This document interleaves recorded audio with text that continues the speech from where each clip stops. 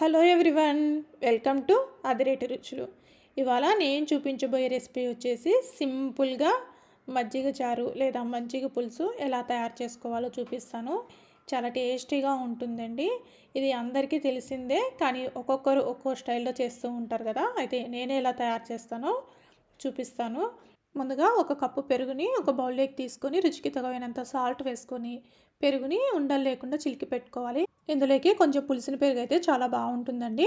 తర్వాత ఇందులోకి వాటర్ వేసుకోవాలి. కొంచెం పలుచగా కావాలనుకుంటే ఇంకొంచెం వాటర్ యాడ్ చేసుకొని ఇలా మజ్జిగని చిలికి పెట్టుకోవాలి. తర్వాత ఇందులోకి పోపును రెడీ చేసుకుందాము.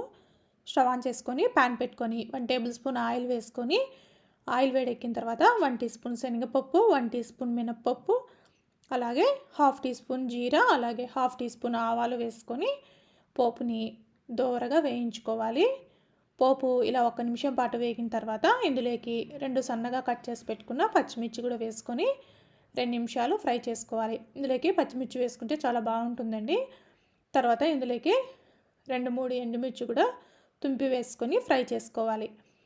ఇలా పోపు మంచిగా కలర్ వచ్చేంత వరకు వేయించుకొని తర్వాత ఇందులోకి ఒక రెమ్మ కరివేపాకు కూడా వేసుకొని వేయించుకుందాము.